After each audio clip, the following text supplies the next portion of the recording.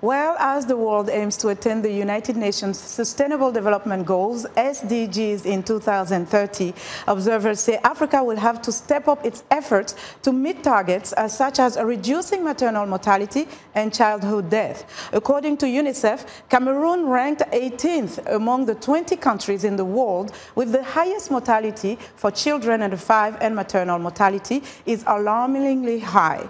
The Colors of Roses Foundation aims to address some of the challenges. The founder and president, Sylvia Dassi, explains.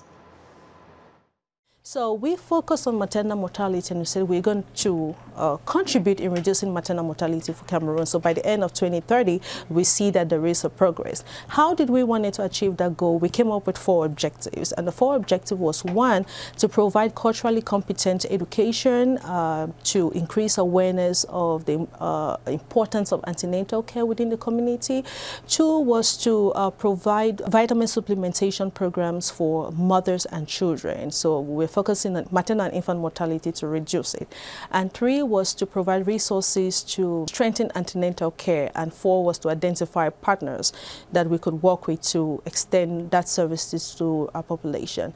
So in 2016, when we went to Cameroon to actually begin the implementation projects of our services, Colors of Roses Foundation was blessed to become a partner with Vitamin Angels, a field partner with Vitamin Angels. You know, Vitamin Angels provide life-saving vitamins for pregnant women, prenatal vitamins for pregnant women. They also provide vitamin A and deworming for children.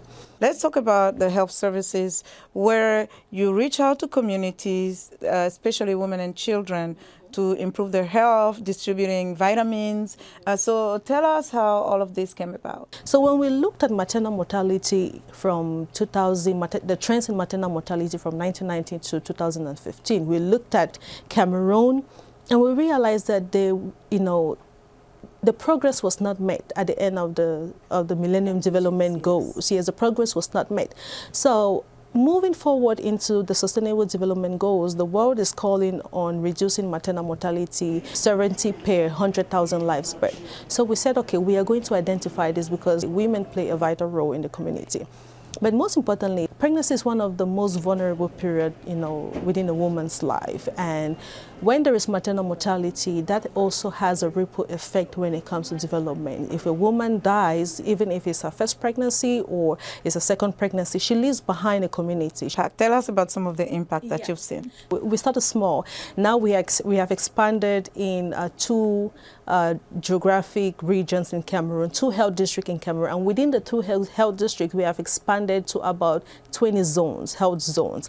And some of the impacts that we are seeing so far is we've been able to track women, pregnant women who have benefited from the vitamin. Is that 1, the components of the vitamin, you have folic acid, you have iron, you have vitamin A.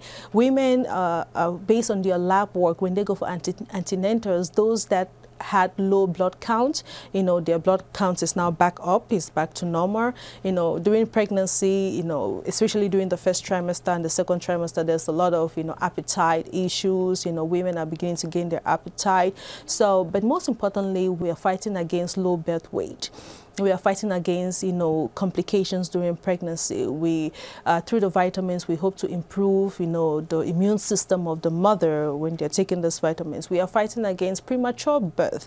Given that is being distributed to the women for free, it has also helped them. What do you see as other issues that really need to be tackled? Well, when it comes to factors that contribute to maternal and infant death, some well-established factors has been hypertension, postpartum hemorrhage, you have birth defects for children, complications during pregnancy, sudden infant death syndrome, and even more.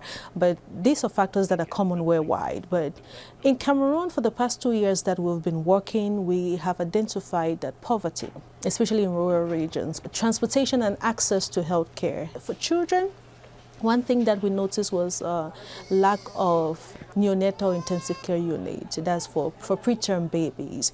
So in the future, what we are working on, or what we intend to work on, is to work with the government to see how we can open up a NICU facility or a NICU clinic in one of the rural regions in which we are working in right now in Cameroon, to bridge that gap.